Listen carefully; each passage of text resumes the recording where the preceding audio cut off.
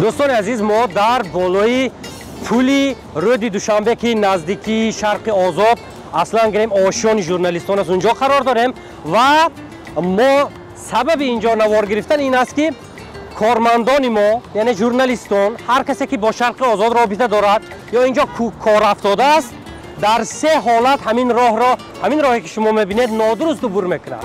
حالت اول صبح وقتی به کار آمدن آن سوی راه از نقلیات مسافربر میفراید و راه را عبور میکند. حالت دومی نادرست عبور کردن راه وقتی ساعت 12 وقتی خوراکخوری است که شاید به یگانجا برای تناول خوراک میرود و حتما همین راه را با اون خاطر که گویا که وقتش را شاید صرف کردن میشود باز هم نادرست عبور میکند.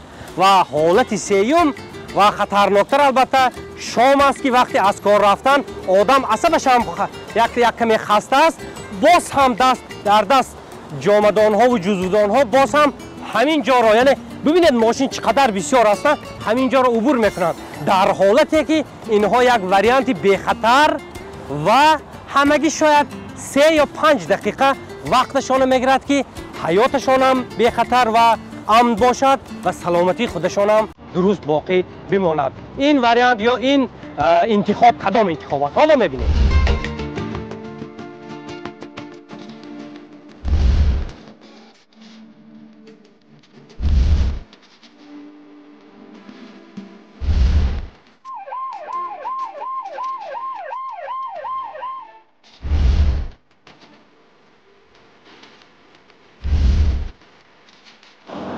اینک همگی 5 دقیقه هم شاید نرفته باشد، اما ما به حساب میانه میگوییم 5 دقیقه.